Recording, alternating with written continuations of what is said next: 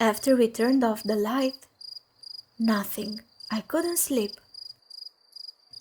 I was listening to all of the noises coming from outside and looked how the shadows moved on the walls of the tent. Why aren't you sleeping? I'm scared. What if a wild animal will attack us? What was that? What was that noise? Your imagination is playing tricks on you.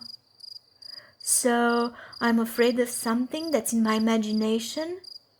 Yes. But if something is imaginary, that means it's not real? Well, what you imagine is real for you. Is it real just for me? Yes, because it's an image from your mind that only you can see. It's created by your thoughts and you see it as a movie. And the brain thinks that what you see is real. And you can see what I'm imagining?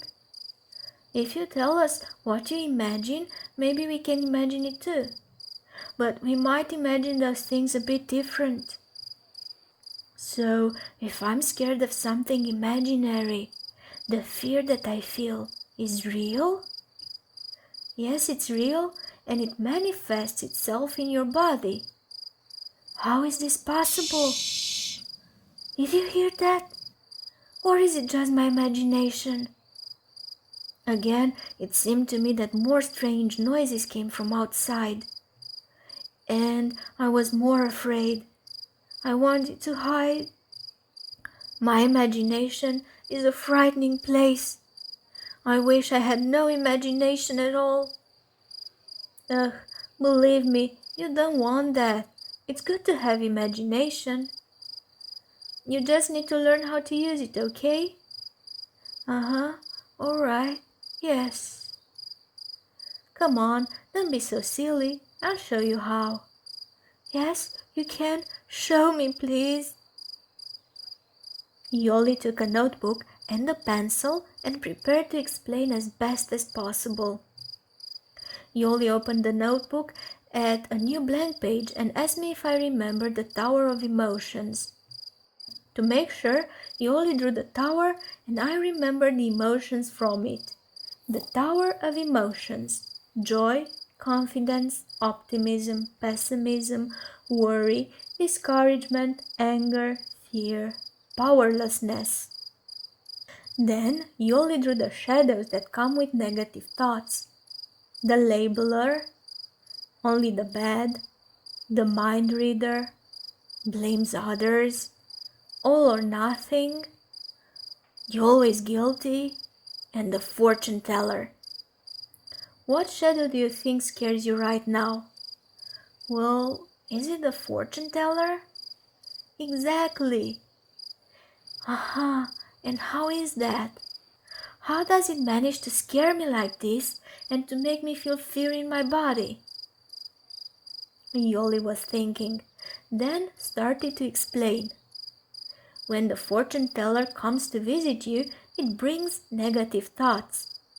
Based on our past experiences, this shadow tells us that all the past experiences will happen again. But much worse, with more significant consequences. If I caught a cold because I walked in the rain, it would tell me that I will catch a cold again. And every time the rain will fall and I won't have an umbrella and I will get wet from the rain. And I won't just catch a cold, I'll get the flu. And the shadow tells the brain through these thoughts that there is danger.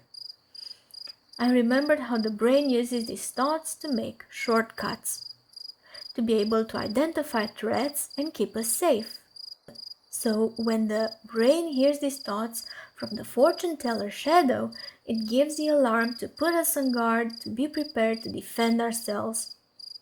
Now, for example, this shadow tells us that we're going to be attacked by a wild beast, because we read in that book about the fauna that this is a possibility. And the shadow believes this is a likely scenario and sets the alarm. When the brain sets the alarm, it shoots with all kinds of substances. Those substances are running very fast through our body and make us feel emotions like fear and all kinds of sensations in our body that come with it. Sensations like accelerated pulse, tense muscles, aching tummy, headaches. This is how our brain makes our bodies prepare for an attack. It's all natural, automatic, like how the sun rises in the morning and goes down in the evening. And if I want to lose the fear of imagination, I have to observe my body's reactions. Then, to verify if the threat is real, to look for evidence around me. To listen carefully to the thoughts from my imagination and recognize if they are coming from the shadows. Because those negative thoughts coming from the shadows are lying to us and make us imagine false things.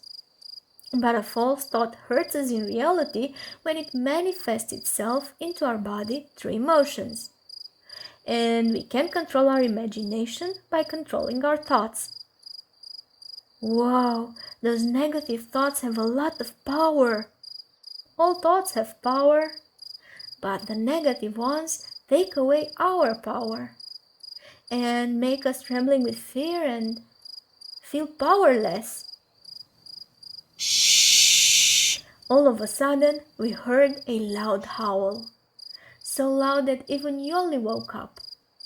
I realized this time wasn't my imagination, and my siblings could hear it too. What could it be? Yoli kept a clear mind and took the initiative. We had to stay vigilant and prepare in case of an attack. I armed myself with the kettle and told myself that I could hit the beast with it.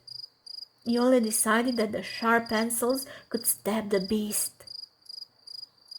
And Yoli was going to fool the beast by making it bite the books.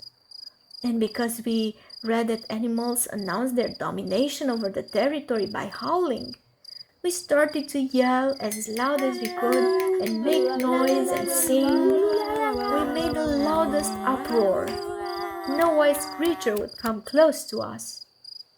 We kept yelling until we were drained of all our powers.